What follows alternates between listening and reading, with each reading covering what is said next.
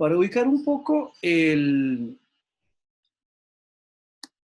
la explicación de Han a propósito de esta interpretación de la sociedad a partir de ese hacer que hay en la sociedad contemporánea y de sus implicaciones y de sus consecuencias, quisiera ubicarlo también un poco en el contexto del curso y empezar a ver la justificación, digamos, de, de enlazar los textos de donde venimos, los temas de donde venimos, con que hacia el cual vamos en la dirección que sigue el curso, en el hilo conductor que tiene el curso. Dicho sea de paso, en relación con la contextualización general del autor de su labor académica y de su actividad en general, la compañera Viviana nos hizo un favorzazo, nos consiguió un documental, digamos, que me pasó por correo y que yo ya subí en la página de mediación. Ustedes lo pueden consultar ahí y lo puse ahí como un material complementario. Entonces, también lo pongo en la página, pero no quería dejar pasar la ocasión para decirle a Viviana, en nombre de todo el grupo, que muchísimas gracias, muy amable por el aporte. Y bueno, venimos hablando de varios problemas que van a tener resonancia en esta discusión de Han o, pues, veámoslo también en la dirección contraria. Ciertas de las nociones que va a traer a colación eh, Han, que va a traer a la discusión, también nos hacen resonancia también en, en las nociones que ya de por sí veníamos trabajando en el curso en general. Entonces, eso va a ser importante precisamente para darle una continuidad, digamos, a la discusión, aun cuando, por ejemplo, desde cierto punto de vista y desde ciertos criterios, por ejemplo, no hay continuidad necesariamente hablando en los textos que hemos venido viendo en esta segunda unidad. Lo cual es cierto ya con los textos anteriores, digamos, no necesariamente hay una continuidad entre Thoreau y Marcuse, así como tampoco hay necesariamente una continuidad entre ellos, entre Rancière, Thoreau, Marcuse y Han, ¿verdad? Pero el asunto es también que como el curso opera en función de problemas, entonces eso nos da esa flexibilidad, nos da esa capacidad de adaptación, digamos, independientemente de los problemas que eso podría eventualmente suscitar en una línea interpretativa, por así decirlo, general. Pero bueno, eso para nuestro curso, afortunadamente, no es un problema. Bien, vamos a ver. Una de las cosas que hemos tratado de venir evidenciando con los autores, con con los textos que hemos venido viendo, es que estamos tratando de ver cuáles son esas líneas generales a partir de las cuales podemos interpretar el entorno social y en él a los individuos o los sujetos, dependiendo de varios criterios, desde los niveles de institucionalización hasta los niveles de particularización, por ponerlos simplemente a jugar en este momento un papel, digamos, excluyente entre sí o irreductibles entre sí, ¿verdad? Eh, por eso es que nos interesa, entonces, en algún momento, en alguna explicación, habíamos visto las relaciones posibles, que íbamos de individuo a individuo, individuo a sujeto o individuo a sociedad y las direcciones contrarias, de sociedad a sujeto, de sociedad a sujetos, de sociedad a individuos, ¿verdad? Entonces, la primera cosa que quería recordar acá era cómo a partir de los criterios mediante los cuales estamos entendiendo la sociedad, entendemos a los individuos. Es más, podríamos ponerlo en otros términos. ¿Cómo es que podemos entender a la sociedad como condición de posibilidad de los individuos y de sus relaciones? Y a la inversa, ¿cómo es que podemos entonces entender también a los individuos como condiciones de posibilidad de la sociedad en general? ¿Verdad? Ahora, vean que aquí todavía pongo en perspectiva a Thoreau y a Marcuse con Han, porque me parece que podemos seguir discutiendo ciertas preguntas generales que estaban en Thoreau y que estaban en Marcuse. Eso trataremos de irlo evidenciando conforme la explicación, conforme la exposición vaya avanzando. Entonces, la primera cosa a la que tendríamos que recurrir es a la capacidad o la posibilidad de hacer un perfil antropológico, ¿verdad? Eh, con, con la explicación que hace Han, es como muy fácil, y yo no sé si a ustedes les pasa, si les pasara, sería interesante escuchar a ver qué opinan ustedes al respecto, o cómo esto, o si esto ocurrió como en ustedes. Y es el asunto siguiente, cuando uno lee a Han, cuando uno lee lo que está escribiendo, no sé, a mí era muchas veces, de pronto, era como recursivo empezar a pensar, y mira, esto cómo calza con lo que está pasando conmigo, digamos, cómo esto calza con una manera de llevar a cabo el trabajo. ¿Cómo calza esto con la manera, por ejemplo, en que generamos un tipo de subjetivación? ¿Cómo es que perfilamos al sujeto a partir de sus actividades en el mundo contemporáneo? Y eso me imagino que podría ser también significativo para ustedes en tanto estudiantes. ¿Por qué? Porque, bueno, la carga de trabajo que uno tiene como estudiante también tiende a ser significativamente grande, y eso también, de alguna manera, termina definiendo, en el sentido de delimitando, determinando, ¿eh? Termina determinando la manera de ser de los individuos, ¿verdad? O sea, ustedes también son como son precisamente por esa circunstancia tan pesada que es el hecho de ser estudiantes en el momento en que son estudiantes, en la manera en que son estudiantes y en la manera en que todo eso dice relaciones. O sea, también eso dice mucho en relación con las posibilidades que ustedes tienen en tanto que son estudiantes universitarios de una universidad pública en un lugar como Costa Rica, en un momento como por ejemplo, en este momento pandémico, ¿ya? Todo eso son condicionamientos que de alguna manera terminan permitiendo que uno dibuje la silueta y haga a partir de eso un perfil antropológico, ¿verdad? Y ese perfil antropológico tiene una etiqueta en la explicación de Han. Han lo llama el homo, el homo, el tipo de homo que somos en la sociedad que está describiendo Han es el individuo de rendimiento, ¿ya? ¿Qué quiere decir esto? Que somos un tipo somos un tipo de individuo que está en mucho determinado por lo que hace y por cómo lo hace, ¿ya? Y eso parece ser, digamos, Han lo ve como una de las características centrales, digamos, de la sociedad en la que a nosotros nos ha tocado vivir, ¿ya? Es tanto una característica que se dice en ese sentido descriptivamente de la sociedad y además, voy a decirlo en feo tal vez, es una característica caracterizante. Suena a tontería, pero es una característica de la sociedad contemporánea que termina imponiendo también determinaciones en los individuos, ¿ya?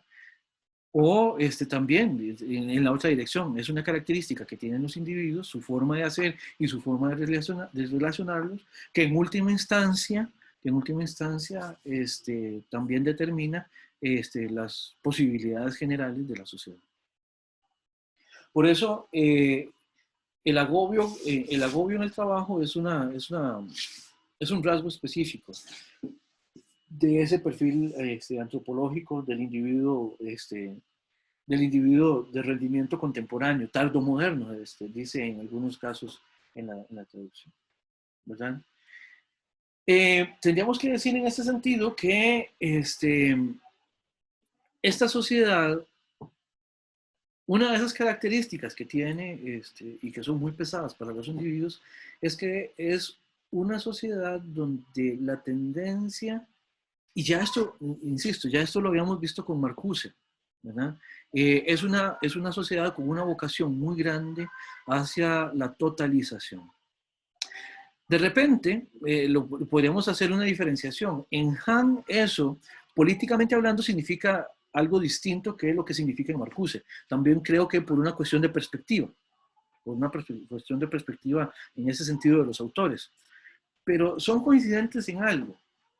Y es que en la sociedad contemporánea hay eso que en el rococó se llama, en el análisis del rococó se llama horror vacui, el horror al vacío, el horror a que haya algo sin un lugar, el horror a que haya un momento sin una acción, el horror a que haya una cosa sin un porqué, el horror a que haya, o tal vez no sin un porqué, sino a que el horror a que haya algo ocioso, algo no utilizado, algo subutilizado, algo...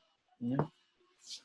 Y esto, aunque con Han lo estamos viendo en relación con una sociedad ya más bien postmoderna, o también con una perspectiva bastante postmoderna, eso está anclado en la modernidad también de manera muy rastreable, ¿verdad? Voy a poner varios ejemplos a propósito de esto. El primero es el problema de la apropiación de las cosas en Locke, por ejemplo, a partir del cual se termina generando el trabajo que hago sobre las cosas y que me permite decir las mías.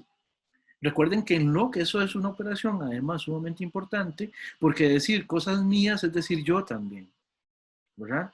Y eso también está muy presente en esta sociedad tardomoderna, diría Han, ¿verdad? Uno le diría el postmoderno. Ahora, de la misma manera, eso también está incluso en las explicaciones, y ya dije un ejemplo de Locke, ¿ya? Que Locke nos pone, nos dirige, nos enlinea con esta discusión en relación de liberalismo clásico, económico y lo que eso significa incluso hoy, ¿verdad? Pero también hay otras lecturas críticas de ese liberalismo en ese sentido, por ejemplo, como las, la propuesta marxista, que también en algún sentido, a partir del concepto de trabajo que tiene, considera como algo mejor que ciertos recursos estén siendo utilizados a que estén ociosos. ¿Ya? Siempre recuerdo aquella reacción de Marx y Engels ante la anexión que se hace a Estados Unidos en el Tratado de Guadalupe Hidalgo, de más o menos lo que era la mitad del territorio mexicano después de la guerra civil. Marx y Engels celebran el hecho de que un montón de tierras que tenían ociosos, los mexicanos, digamos, ahora sí van a ser introducidas al sistema productivo. Recuerden que en ese sentido el trabajo es una categoría importante para los marxistas, ¿verdad? Y para esta alegría, digamos, la versión de esta alegría tiene que ver con ese trabajo. Bueno, todo eso de alguna manera viene condicionando esa pretensión, digamos, que tenemos todavía hoy de que en todo tiene que haber acción, en todo tiene que haber trabajo, en todo tiene que estar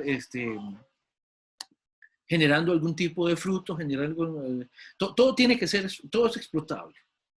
Ya todo es explotable y cuando digo todo, significa que incluso los individuos, incluso su tiempo, incluso sus habilidades, todo es recurso, todo es recurso, ¿verdad? Todo.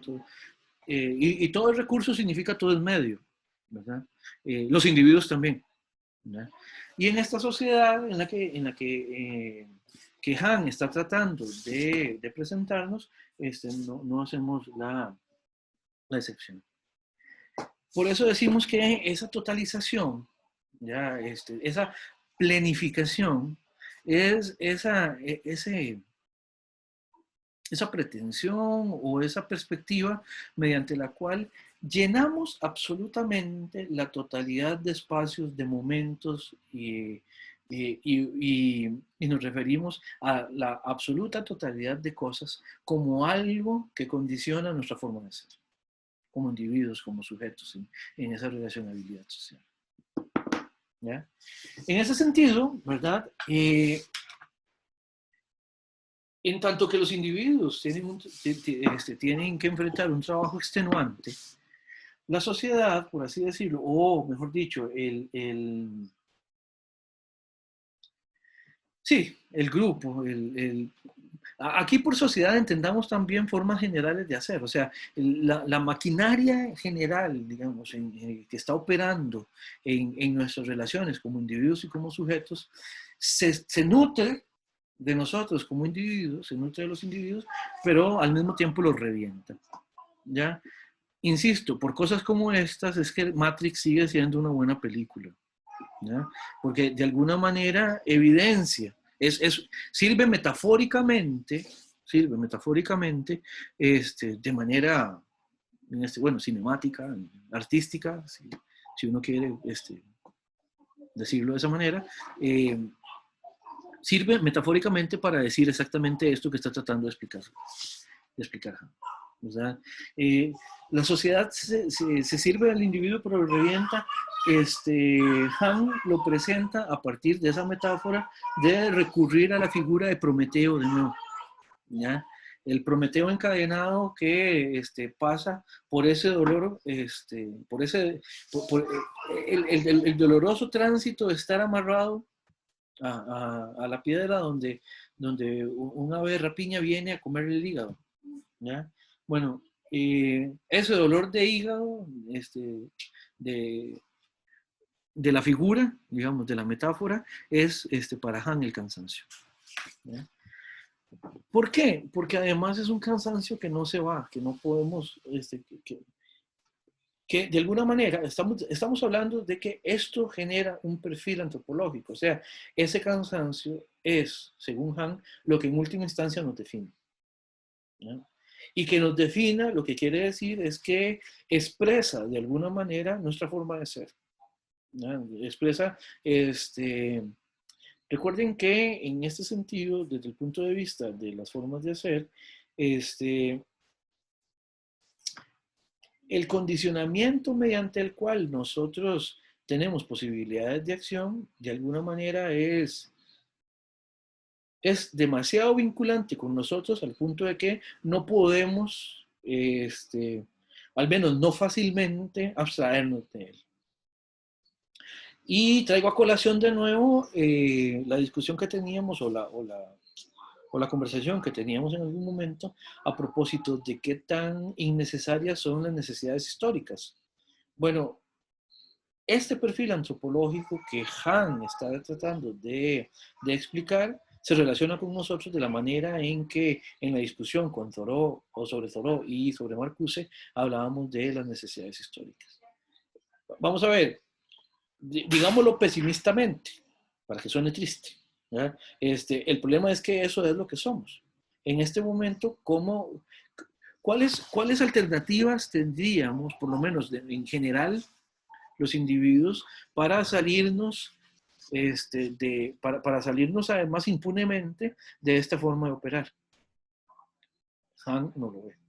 No, o sea, no lo ve, al menos no dentro del funcionamiento de las formas generales de hacer, no dentro del funcionamiento de la sociedad como la conocemos o como la hemos llegado a hacer, ¿verdad? O sea, ese reventarse de los individuos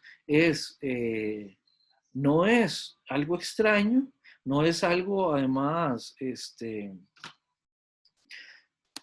reventar a los individuos no es algo que niegue la forma general de operar, sino que más bien se identifica con ello, ¿ya? Y por eso es que las alternativas serían también problemáticas, porque de repente quien busca la alternativa encuentra que la alternativa también es destructiva, ¿ya?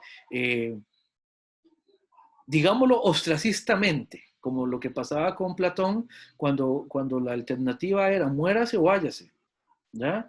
Y Platón lo que decía era, de repente, irme es otra manera de muerte, ¿ya?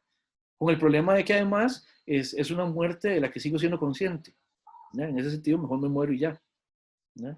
Y se tomó la cicuta, el Sócrates, ¿no? Pero el punto es, entonces, en este sentido, las opciones son más o menos las mismas. Quédese aquí hasta reventar o, o, vamos a ver, en ese sentido, la alternativa es como la pregunta esta del enjache, ¿ya? ¿Qué va a hacer? ¿Ya? ¿Qué va a hacer? No puede hacer uno mucho, ¿verdad? Y precisamente tiene que ver con que la potencia del individuo es ínfima en comparación con el funcionamiento general. Y otra cosa que es curiosísima para este perfil antropológico y para este perfil social que se sigue de él o que está en continuidad con él, es que es algo de sentido común. ¿Ya? O sea, es algo que, por eso lo puse en el título, es algo que está completamente normalizado. ¿Verdad? Estamos muy cansados, estamos agobiados, sí, sí, pero es que así es como es la contemporaneidad, ¿verdad? ¿Cuáles salvedades hay que empezar a hacer ahorita? Bueno, que sí, que habría que hacer una salvedad. Esto también es susceptible de tener niveles. ¿Verdad? O sea, estas características sociales también son muchísimo más complejas, son muchísimo más evidentes y también por lo mismo muchísimo más difíciles de contestar o de contrarrestar, entre más centro importante sea el centro que estemos viendo, qué sé yo. Por ejemplo, no es lo mismo esta vida de agobio voy a pensar, en las grandes urbes, no es lo mismo esta impersonalización, que después eso lo vamos a ver también con Morán, no es lo mismo este nivel de impersonalización y de agobio en Nueva York, en Berlín, en Ciudad de México, en Buenos Aires, ¿ya? En Moscú. No es lo mismo ahí que en Puriscal, por decirlo de alguna manera. ¿Ya? Aun cuando hay continuidades entre ellas. ¿Ya? Vean que incluso una manera de explicar eso también es que vivir en una zona alejada es de alguna manera una opción, pero siempre se ve precisamente como una opción de tener acceso a cierto nivel, digamos, a cierto ritmo más acompasado, más lento, pero eso siempre se ve como el precio de, o como al precio de estar alejado de la urbe y todo lo que eso significa. Estar alejado del centro implica también estratégicamente ciertas desventajas en relación con ciertas actualizaciones, ciertas desventajas en relación con el acceso a ciertas comodidades, por decirlo de alguna manera, o a ciertos bienes. Y conforme, y alguien me puede decir, no, eso cada vez se está haciendo más difuso. Sí, en cierto sentido, ¿ya? Pero de que hay ciertas diferencias, las hay. No sé qué opinan quienes están de lejos, digamos. Por ejemplo, pienso en Jesús, pienso en Raudin, pienso en Fabiola, ¿ya? Que están en lugares alejados, digamos, de lo que es la urbe. No sé si notan, no sé qué me dicen, no sé qué me responden a lo que acabo de afirmar. Acabo de afirmar que ustedes están expuestos a lugares a donde los ritmos son distintos y a donde esto no necesariamente se niega, pero sí se atempera. No sé qué me dirían ustedes, si quieren decir algo.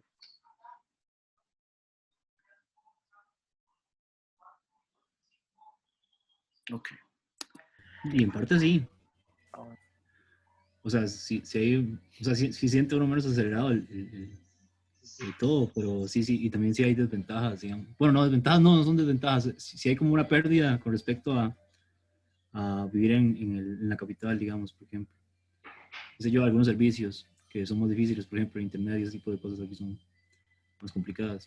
Pero, y también se siente una desaceleración, pero creo que hay como ritmos acelerados en otros, no de la misma forma que hay en las urbes, pero sí con respecto a otros, digamos, otros fines, quizá otras, sí hay como otros telos, pero igual no es como que aquí todo va lento y que no pasa nada, ¿no? En realidad las cosechas, bueno, por ejemplo, aquí trabajan en café, entonces todo tiene el ritmo del café y uno tiene que montarse en ese ritmo, porque si no, sí, se pone feo.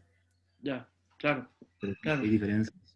Y bueno, y en ese sentido, vamos a ver, se parece en esta, en esta inevitabilidad que viene de lo externo sobre el individuo, en el sentido de que hay ciertos procesos que están andando que sí, que tienen que atenderse. Por ejemplo, esto, si no se atiende la cosecha, es, es, es catastrófico. Punto. Sí, ahora, vea que en ese sentido es analogable lo que, lo que sucede en esos lugares que lo que sucede en el centro, digamos, urbano, en el centro más, menos, o sea, en el centro más centro, por decirlo de alguna manera, ¿verdad? Porque esto lo que hace es que nos hace pensar también en centros, solo que unos son más grandes que otros, ¿ya? Y están desplazados, obviamente, perdón, esos centros. Pero sí, es eso, el ritmo, digamos, se acrecenta también en algunos lugares o se potencia más en algunos lugares. Cosas, por ejemplo, como cuando pasa la cosecha, digamos, en algunos lugares el trabajo merma mucho. ¿Ya? Y por eso, por ejemplo, ustedes ahora, Jesús, recordemos que Jesús es de la zona de los santos. O sea, en la zona donde vive Jesús, ahorita hay mucha ebullición, precisamente porque está llegando mucha gente. Misma que dentro de algún tiempo se va a ir. ¿Correcto, Jesús? Sí, efectivamente, sí. Bueno, ya casi como a mediados de octubre empieza a llegar más gente. Uh -huh. Okay. Ya no hay tan... ¿Y se van qué? ¿Por ahí de qué? ¿Diciembre ya? ¿O... No, no, no. Y como finales de febrero, tal vez. Ah, febrero. Sí, depende, porque las cosechas son, depende de la altura y así, entonces como que la gente se mueve del, por ejemplo, yo vivo en San Marcos y luego van a la otra y así. Ok, sí. ¿Cómo se solventa eso en las grandes urbes? Bueno, pues habría las opciones de trabajo en cuanto a números son distintas, digamos, son diferentes, este, pero obviamente atienden, digamos, a un montón de gente. Por eso se habla mucho de esas migraciones, digamos, en búsqueda de ciertas cosas en específico. Pero bueno, el punto es que todos estos elementos que hemos venido hablando, desde la velocidad de ocurrencia de las cosas hasta lo que significa el meterse en ese ritmo de cosas, es visto como algo normal, como algo normalizado, como algo eh, esperable, digamos. O mejor dicho, su negación no es vista como algo esperable. Pero yo creo que sí hay una distinción, digamos, yo creo que eso no lo tomo, porque bueno, a mí me parece que Han es un poco fatalista cuando se trata de como resistir a ese tipo de cosas, pero yo creo que sí hay una cierta diferencia con respecto a los centros poblacionales, así como las capitales, etcétera, y la periferia, porque hay un tiempo de ocio que es distinto, y me parece que en la capital no, por ejemplo, digamos, los tiempos de trabajo son larguísimos y tiene que sumarse eso, el traslado, y tiene que sumarse eso las presas, etcétera, y yo creo que el tiempo de ocio en las zonas rurales o alejadas de los centros poblacionales tienen una forma diferente de vivir el ocio y de vivir el tiempo que les queda, ¿verdad? No todo tiempo es tiempo de trabajo, como diría Han, digamos. Uh Y -huh. yo creo que eso sí podría justificarse como una diferencia respecto a los centros de población, aunque no sé, pero me parece que es mi impresión, me parece que podría ser posible. Bueno, pero yo creo que también ahí lo que podemos decir es que eso es, bueno, es esperable, digamos, de alguien que escribe desde Berlín. Ya, yo creo que por ahí es por donde puede andar el asunto. Este, habría que ver qué dicen los lectores de Nueva York, habría que ver qué dicen, habría que ver qué dice un lector de Puerto Jiménez, por ejemplo. ¿Verdad? Y sí, ahí hay perspectivas que son distintas.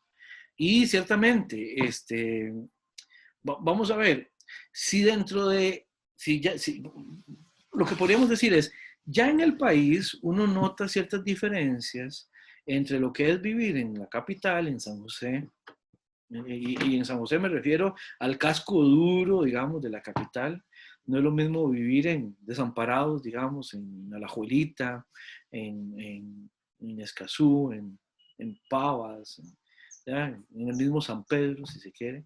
No es lo mismo vivir ahí que vivir en la zona de Los Santos, que vivir en Puerto Jiménez, que vivir no sé, en Liberia, por ejemplo. Y aún así, digamos, no es lo mismo vivir en Costa Rica que vivir en México. ¿Ya? No es lo mismo vivir en San José que vivir en Ciudad de México. ¿Verdad? Los ritmos de las ciudades, entre más... y creo que me animaría a establecer aquí una hipótesis. Creo que entre más compleja la red de relacionabilidad entre los individuos, entre los sujetos, más acelerado tiene que funcionar el entorno. Por eso es que creo que el ritmo tiende a acelerarse, por ejemplo, en relación de ciertas variables, por ejemplo, cantidad de operadores, cantidad de agentes. Por ejemplo, por eso creo que en muchos sentidos la Ciudad de México puede que sea muchísimo más acelerada que San José. Y en ese sentido habría que ver qué ocurre también en otros centros. Sí, podríamos establecer ciertos criterios. Cristina y después Emanuel, por favor. No, sí que, bueno, no sé si alguno o alguna ha visto el documental de la Sociedad del Cansancio, que yo creo que hasta hace poco se subtituló al español, estaba en alemán y en coreano. Y un poco, ajá, Perdón, está en la página de mediación. ok, Uh genial. -huh. Y él un poco lo que hace es explicar que su punto de comparación es Corea, que Uh -huh.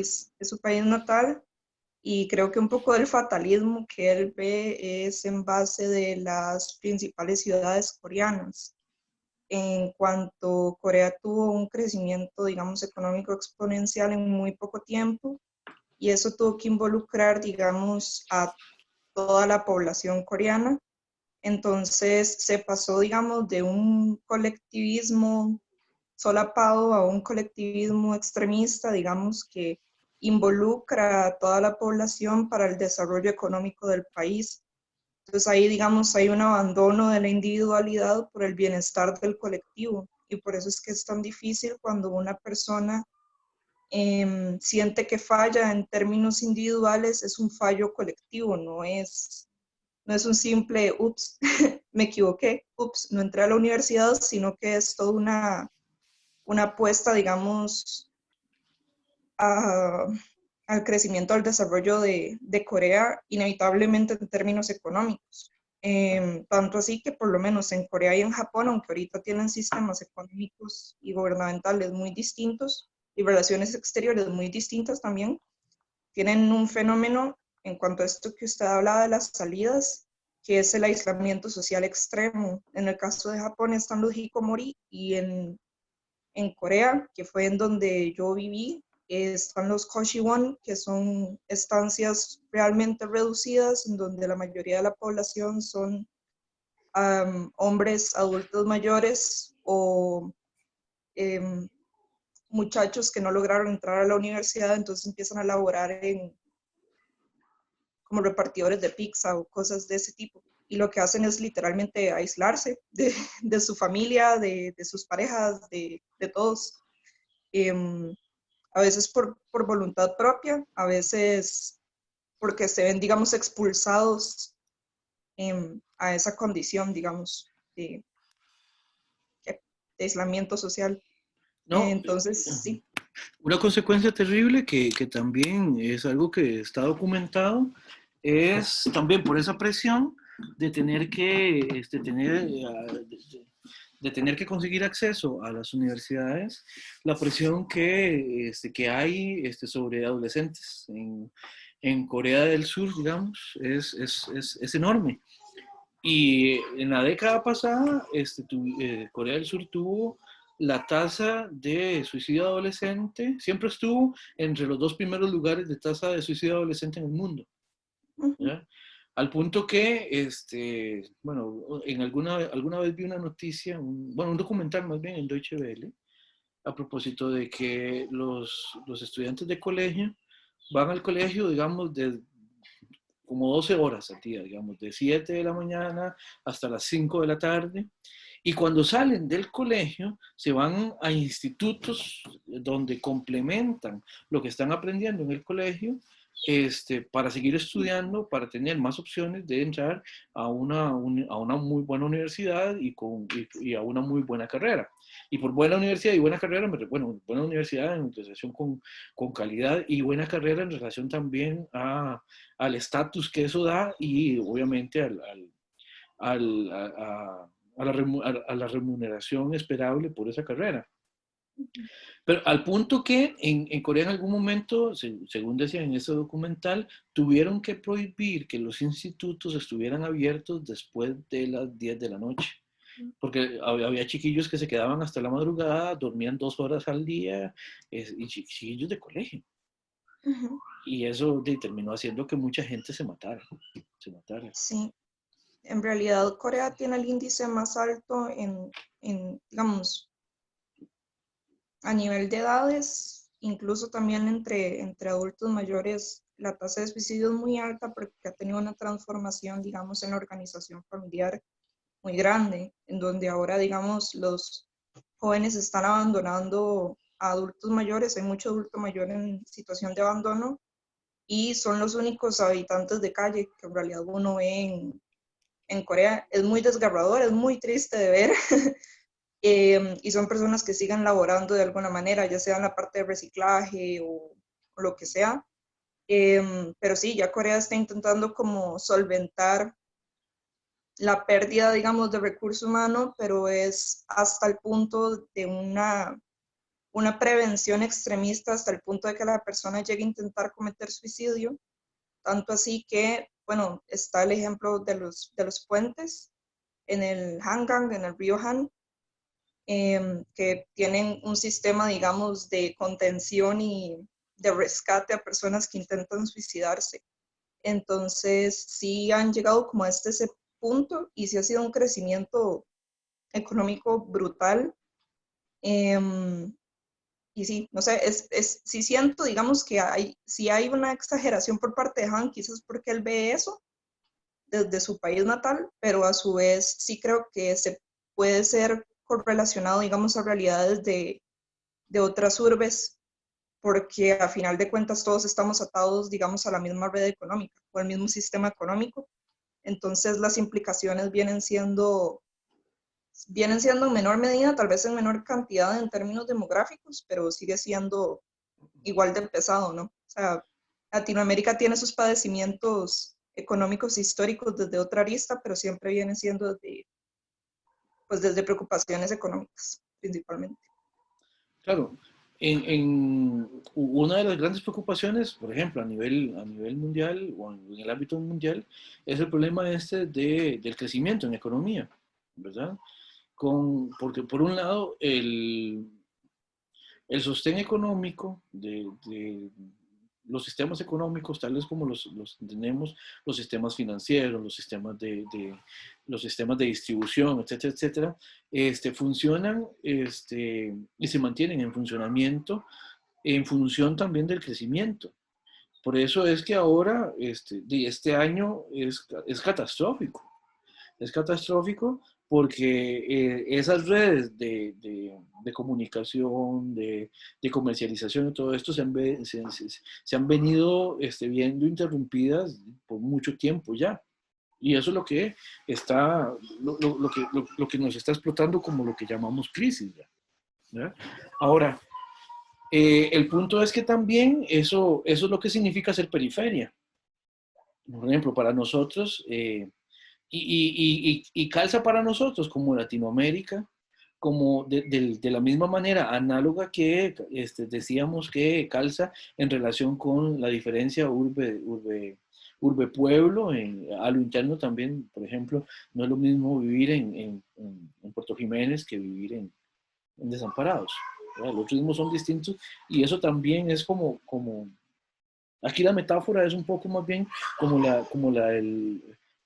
la de las ondas en el agua, ¿verdad? Entre más cerca esté uno de donde cae la piedra, más duro le llega la onda.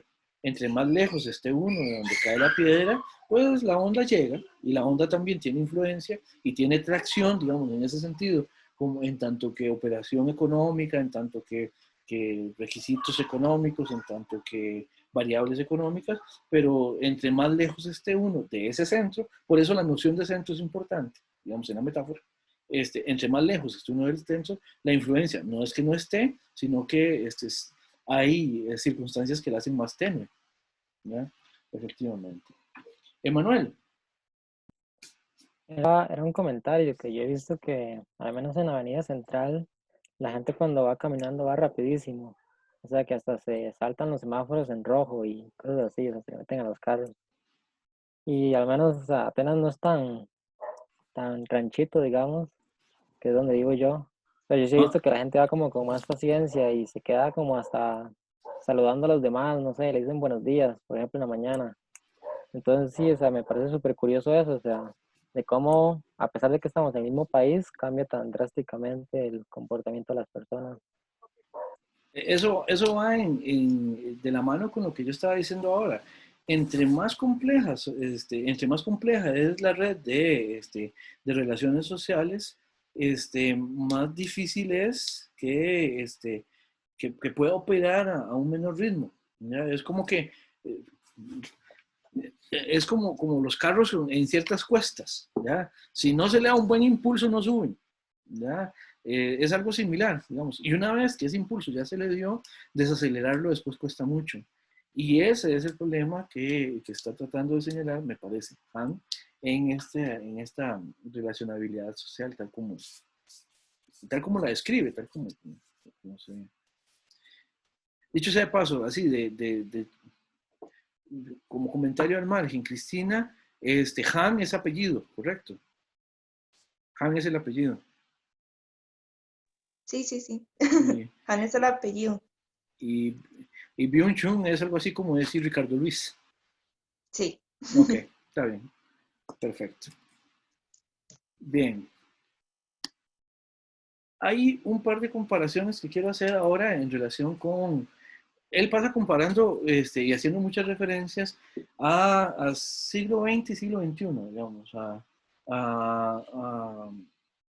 a que las maneras que tenemos de explicar siglo XX y siglo XXI son de alguna manera, en el mejor de los casos, continuas, pero sí, en todo caso, son diferentes. Veamos eso de alguna manera. A la sociedad del siglo XX, Han la llama la sociedad disciplinaria este, por criterios y por nociones tomadas de Foucault, ¿verdad? Y hay una metáfora que es interesantísima en la primera parte del texto, aun cuando uno lo revisa la primera vez, bueno, yo me acuerdo cuando lo leí por primera vez, es un poco difícil de ver para dónde va la metáfora de lo inmunológico, ¿ya? Cuando él empieza a hablar de esa reacción inmunológica o de ese cuidado inmunológico, uno bueno, se queda perdido hasta que después ve para dónde es que iba, ¿verdad?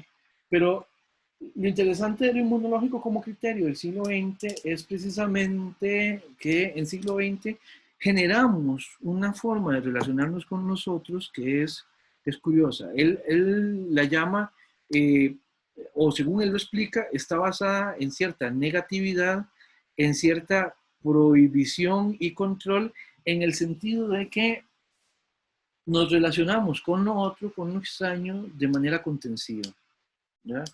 No, vamos a ver, lo que es otro en el siglo XX, se lo tiene a raya, ¿verdad?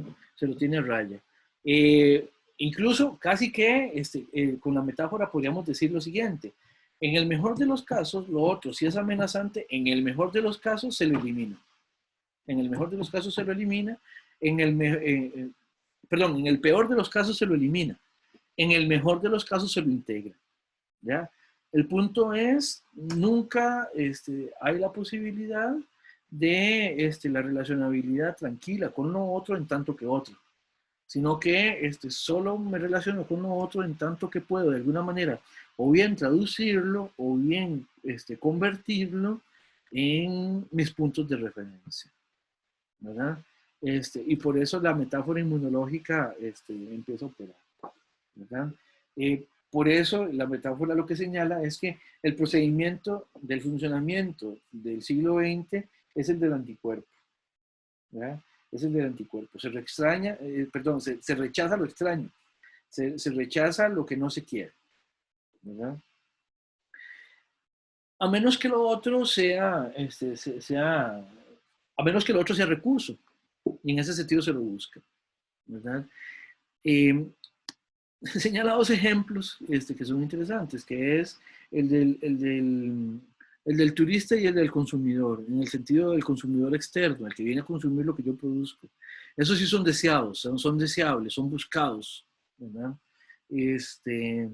Ya a propósito de esto, uno puede encontrar críticas en la modernidad tardía. Por ejemplo, Fichte es uno de los que primero evidencian este problema, digamos, de cómo es que nos relacionamos con nosotros y cómo es que también nuestra relacionabilidad nos sitúa enfrente de esa necesidad de abrirnos hacia lo otro.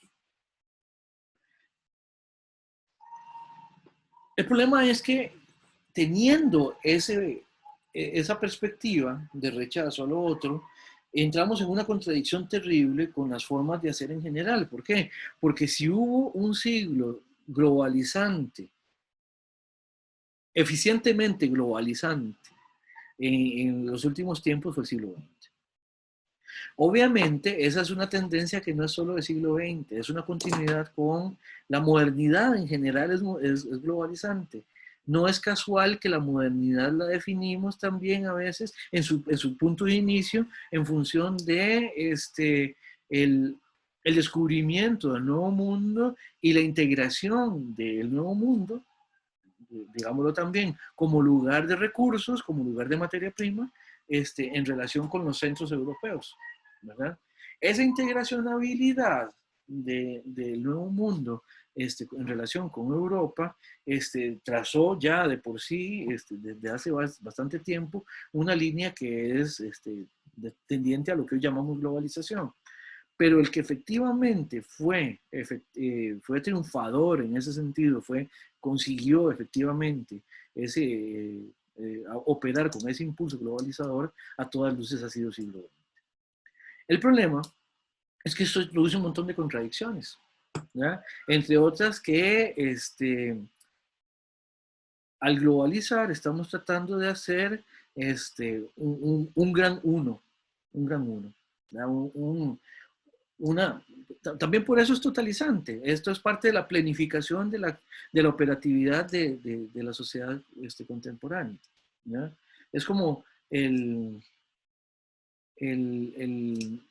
latinazo que está en unos dólares, e pluribus unum, de muchos uno, ¿ya? Esa composición, digamos, general que hay, introduce un montón de contradicciones. ¿Por qué? Porque es evidente que esa totalidad que se compone como un uno está integrando un montón de partes que son disímiles entre sí, por razones que creo que son obvias en este momento. Ahora, y ahí es donde, para la explicación, Han, recursivamente, echa mano de Hegel, ¿verdad? Por ahí habla de cómo hay esas contradicciones internas, esas tensiones internas tienen que superarse. Lo que pasa es que esa superación en siglo XX significa la superación del enfrentamiento de este problema en función de la negatividad, en la función de negar al otro, en la función de negar al diferente. Pero la contradicción se manifiesta cuando, negando al diferente, reconozco que quiero relacionarme con él. Quiero relacionarme con eso, quiero integrarlo. Quiero hacer de todo el sistema un único sistema, un único operador. Entonces, estas contradicciones internas generan también acciones que son o contradictorias o vamos a decirlo así, son difíciles de explicar en el sentido de cómo es que tenemos que entender que opera todo a partir de a partir de una tensión originaria, por decirlo muy hegelianamente. Para poder hacer esto, lo que tenemos que hacer es situarlo en una explicación a donde precisamente se supera la contradicción en función de, ya lo mencioné en estos términos, de los precios que hay que pagar. ¿Ya? Los precios que hay que pagar son esa integración, esa superación de las diferencias a partir de la homogenización de los agentes, lo cual es bastante problemático por varias razones. Ahora más adelante vamos a tratar de ver un par de ellos. Esto introduce un tipo de operación que ya a la altura del siglo XXI es evidentemente violenta y viajante, ¿no? ¿Cuál es la diferencia? Que en siglo XXI la violencia además está completamente instalada en los individuos. Es violencia de los individuos contra sí mismos. Y esto está en continuidad también con lo que veía Marcuse, con lo que Marcuse llamaba la introyección de las normas, ¿ya? El individuo opera como su propia fuente de control. Bueno, eso en Han va a seguir operando de esa manera. Bien, tengo que son la 1:55. Podríamos hacer ya la pausa, a menos que tuvieran alguna pregunta o algún comentario. Si no, entonces nos veríamos en 10 minutos.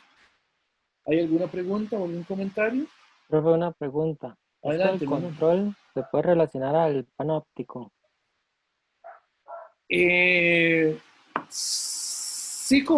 Sí, haciendo las mediaciones oportunas, digamos. Vamos a ver, la primera cosa, para Foucault el panóptico fue algo fascinante, precisamente porque en siglo XX, también por una cuestión tecnológica, la capacidad que tenemos de estar, de ingresar absolutamente a todas las acciones de los individuos, se verificó de manera muy clara, ¿verdad? ¿Ya? Sí, la técnica hizo posible eso del panóptico en siglo XX. Y el control, obviamente, o sea, esa injerencia, digamos, de que todo el mundo está viendo lo que todo el mundo hace, pues obviamente es controladora en el sentido de que genera contenciones, ya sea desde lo externo, en el sentido de que genera una normatividad que limita, o desde lo propio, digamos. La introyección que dice Marcuse es cuando uno, sabiendo que las cosas operan de una determinada manera, uno mismo se sube a esa forma de operar, precisamente porque lo entiende como algo necesario, como algo importante, o porque si no, simplemente se queda fuera de poder funcionar. Unas cosas como esas. Sí, Emanuel. La respuesta sería sí. Gracias, profe. Perfecto. ¿Alguna otra pregunta, comentario? ¿Me escucha, profe? Adelante, por favor. ¿Cómo le va, Fabiola? Profe, es que, todo bien. Es que se me fue el internet cuando usted empezó a explicar esto, entonces no entendí como muy bien. ¿Me podría explicar, aunque sea así como por encimita? Sí, pero esto sería que desde el inicio, Han es fulguriano, cosas así por el estilo. ¿O? Sí, más o menos.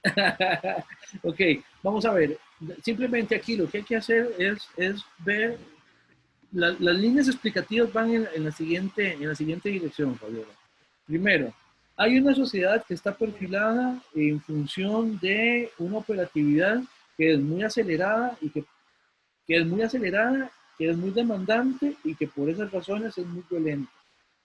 Pero además que ha operado sobre la subjetividad de una manera tal que esa violencia anteriormente, por ejemplo, en el siglo XX se podía explicar fácilmente como algo externo, como algo que viene desde afuera, y pasa a ser en el siglo XXI algo que está operando desde dentro, desde uno mismo. En ese sentido, digamos, esa sería, por ahora, digamos, la línea general que estamos tratando de llevar en la explicación.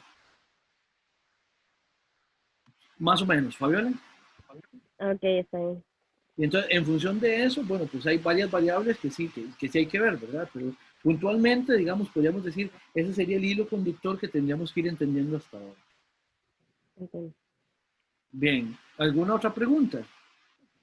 Fabiola o alguien más, Manuel o alguien más. No, para mí perfecto, gracias, profe. Perfecto, con gusto. Bien, entonces vamos a la pausa y nos vemos en 10 minutos.